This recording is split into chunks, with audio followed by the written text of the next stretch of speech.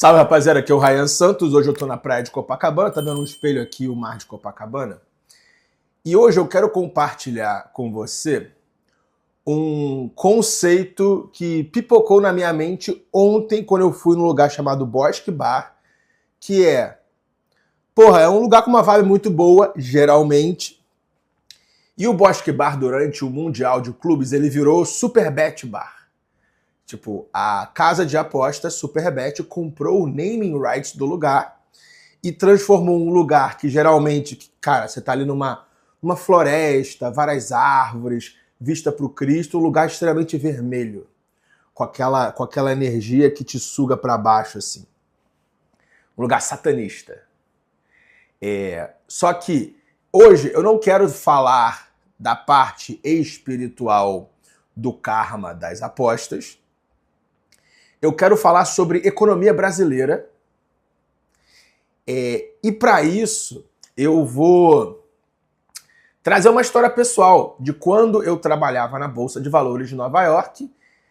Aos 21 anos, eu era analista financeiro e as empresas vinham até o banco para fazer emissão de ações, dívida. E eu e a minha equipe, a gente tinha que analisar empresas de transporte e infraestrutura. E eu lembro de um conceito que eu vou simplificar aqui para você. E você vai entender exatamente onde eu quero chegar. Ok? Vamos lá. Empresa de transporte e infraestrutura aberta em bolsa. Na época era a LAN Chile, que virou Latam Airlines, e a TAM, que elas se fundiram. E a gente tinha que analisar o yield, que é o preço, quanto a companhia aérea ganhava por milha aérea voada. O preço do querosene de aviação. Quanto custa para estacionar o seu avião no aeroporto XYZ. Porque abastecer o seu avião de querosene em São Paulo era mais caro do que abastecer seu avião de querosene na Colômbia. Coisas assim. Chegou um tempo que a gente tinha que analisar empresas de terminais de portos, porque estava acontecendo uma privatização e existia uma empresa que a gente cobria chamada Eco Rodovias, e a Eco Rodovias ela tinha um terminal de container. E como é que você analisa se aquele terminal de container ele é um bom investimento ou um mau investimento? Cara, quantos containers cabem ali naquele pátio? Como é que está a situação mecânica das máquinas daquele porto?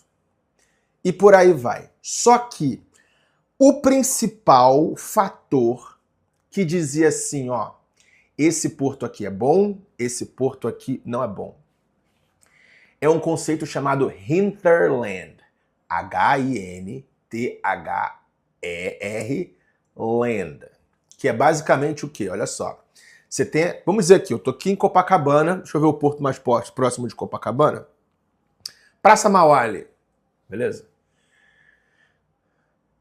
Você pega a Praça Mauá, esse porto da Praça Mauá, e vê como é que está a economia daquele país, como é que está a economia da área a um raio de 500 quilômetros daquele porto.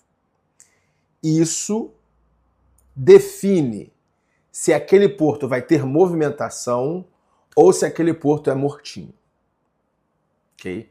Então, tô falando aqui de 2011, de uma métrica que a gente usava muito para entender, esse terminal portuário, ele vai dar bom? Vamos pegar o PIB, as expectativas de crescimento do PIB, dessa área exata a 500 quilômetros de raio desse porto, porque é o porto que abastece a economia local. Tem que saber se tem dinheiro ali.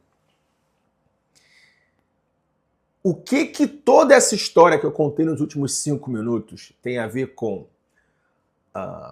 o clique que deu na minha cabeça quando eu vi a única balada do Rio, que é o Bosque Bar, virando Superbet Bar para o Mundial de Clubes. Bom, ontem eu assisti Bayern de Munique não, Chelsea e Benfica na Cazé TV. E o comentarista da Cazé TV, ele soltou um dado muito interessante. Entrou um jogador chamado Belotti e o comentarista disse que esse jogador Belotti ele estava acima do teto salarial do Benfica. E o teto salarial do Benfica é 2 milhões de euros por ano. Estamos falando do Benfica, que é um time que se classifica para a Champions League praticamente todo ano. Esse ano está na pré-Champions League, perdeu para o Sporting, tanto na Taça de Portugal quanto na Liga, e ele terá 2 jogos de mata-mata para decidir se vai para a Champions League. O que significa quando um time tem um teto salarial de 2 milhões de euros por ano? Rapaziada, vamos colocar de lado a realidade de um CLT, que, cara, 2 milhões de euros é o que a família dele inteira vai ganhar durante a vida inteira. Estamos falando da realidade de futebol. Vamos arredondar o euro para 6, e a gente vai ver que 2 milhões de euros por ano vai dar 1 milhão de reais por mês. Então, você vê que o topo de um time relativamente... Cara, eu não consigo falar que o Benfica é time grande, então eu tenho que usar o advérbio relativamente. Um time relativamente grande e relevante da Europa é 1 milhão de reais por mês. E aí a gente se transporta para a realidade atual do futebol brasileiro, que é o seguinte. No futebol brasileiro, a gente tem jogadores como Igor Coronado, também nunca ouviu falar, Alan, do Flamengo, Michael, do Flamengo. São caras que eles não são nem reservas, eles são reservas dos reservas. E ganham mais de 1 milhão de reais por mês. Então, virou praticamente uma commodity um jogador não tão bom ganhar essa bagatela aí perto do teto do Benfica. Okay? Eu lembro que em 2016, 17, eu tava trocando uma ideia com uma mina, tipo, porra, gostei muito da mina, e aí eu descobri que ela pegava o Guerreiro. Em 2016, 2017, eu tava quebrado de grana ainda, e o Guerreiro ganhava 1 milhão de reais por mês. Então, aquele 1 milhão de reais por mês que o Guerreiro ganhava no Corinthians, no Flamengo, sei lá onde ele jogava ainda, era algo assim muito fora da minha realidade. Era tipo, caralho, 1 milhão de reais por mês. Fora da realidade do futebol brasileiro, tá? Hoje em dia, qualquer jogador merdinha ganha 1 milhão de reais por mês. Aonde eu quero chegar para conectar tudo isso que eu te falei? Rapaziada, se você parar para pensar, o futebol brasileiro, ele é muito superior ao futebol argentino e a todos os nossos sul-americanos, tanto que desde 2018 só tem brasileiro ganhando. 19 Flamengo, 20 Palmeiras, 19 Flamengo, 20 Palmeiras. Palmeiras também ganhou em 21, aí 22 teve o Flamengo, 23 Fluminense, 24 Botafogo, e esse ano vai ter um brasileiro ganhando com certeza. Cara, a gente consegue traçar vários paralelos do porquê o Brasil ficou tão dominante. Mas o que aconteceu de 2019, 20 para cá? Aconteceu as apostas. E as apostas, elas funcionam igual um porto, um terminal portuário. Quanto maior o hinterland da aposta, do país onde aquela casa de aposta está sediada, mais ela vale. Ok? E querendo ou não, se você parar para pensar com o pé no chão, você vê que os times de futebol do Brasil, eles são apenas entrepostos de casas de aposta. Eles são captadores de clientes e de credibilidade para casas de aposta. Rapaziada, eu sempre fui um crítico ferrenho das casas de aposta. Chegou um momento que eu, descobri quem estava por trás. 2, vi que No Brasil não dá para sobreviver na mídia sem isso. 3, ficou legalizado, então eu meio que lavei as mãos e fui entender, beleza.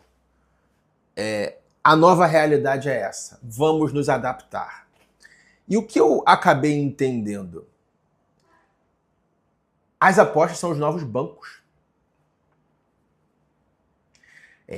Na minha infância, tinha o Banerje, tinha o Banespa, tinha o Bamerindos, que, bom, os bancos brasileiros eles foram se consolidando e viraram 4 grandes: Santander, Itaú, Banco do Brasil, Bradesco. Nos anos 90 tinham muito mais bancos regionais. E qual a função de um banco? O banco ele tira um dinheirinho de taxa de milhões de pessoas. Certo? Só que é o seguinte, nos anos 80, os anos 90, o brasileiro ele tinha o hábito de economizar dinheiro e poupar, colocar dinheiro na poupança. Se você pegar a nossa geração, a minha geração e a sua, o pessoal mais novo, eles não têm dinheiro guardado. Ok? Então, como é que um banco vai ganhar dinheiro de pessoas da geração Y, da geração Z, se essas pessoas não têm poupança, não têm dinheiro guardado? Entendeu? Aonde as apostas se encaixam? Então, da mesma maneira que o Banco Itaú ganhava, sei lá, R$39 por mês para a mãe do Ryan ter conta no Banco Itaú em 1991, hoje esses bancos, o pessoal novo está no Nubank que não tem taxa, não sei o quê. Opa, precisa entender uma maneira de tirar um dinheirinho, nem que seja 50, 100 reais todo mês, de cada cidadão brasileiro e multiplicar por milhões. Então, o que eu acredito? Eu acredito que o futebol brasileiro, ele hoje em dia, ele tem condições de ganhar de um PSG, de ganhar de um Chelsea, de empatar com o Porto, de fazer jogo duro. Qual foi o outro jogo duro que teve? Contra um Borussia Dortmund. Porque existe a interferência das grandes casas de aposta. Porque sem elas, não haveria dinheiro para pagar o salário de ninguém. Você vê o quão endividados estão os clubes e tal e coisa. Então, essa volta de orgulho nacional brasileiro através do futebol, ele se deve ao tal efeito hinterland das casas de aposta. E aí, o porquê que o Brasil ele é um mercado tão importante? Porque se você pega os países com mais população que o Brasil, nós temos a Índia, que não liga para futebol. A China também não. Okay? E se eu não me engano, apostar na China é ilegal. Aí em terceiro lugar, que a gente tem o quê? Paquistão? Também não. Estados Unidos? 300 milhões de habitantes? Cara, Estados Unidos aposta sim. Aposta. Só que o dinheiro de aposta nos Estados Unidos ele é muito mais centralizado em futebol americano. E você tem um mercado como o Reino Unido, que é um mercado muito maduro, muito antigo de apostas, que em 5 anos foi engolido pelo Brasil. Ok? Então, com aquele conceito que eu trouxe no início do vídeo de analisar o que está em volta de um porto, você vê que o Brasil, além de ser uma economia pujante, uma economia com muitos habitantes, comparado a qualquer outro mercado de futebol, uma Argentina com 40 milhões de habitantes, uma Espanha com 60, Portugal com 10 milhões, tipo, mesmo ganhando em euro, eles são países muito irrelevantes em termos de massa, comparados ao Brasil. E já que o futebol é um entreposto de casas de aposta, você vai ver esse gap entre o futebol brasileiro e o futebol europeu diminuindo cada vez mais. Ok? A custo de um vício da população. Ok? Lembrando que nós estamos fazendo uma análise de cima para baixo. Eu recomendo você que está me assistindo a não ter conta, tá? Eu não conheço uma pessoa bem-sucedida que tem conta em casa de aposta, mas nós estamos analisando a conjuntura. Eu aposto que, cara, existe um banco, um grande Itaú, um BTG Pactual, que é dono de equity de alguma casa de aposta. Por quê? Cara, é o banco.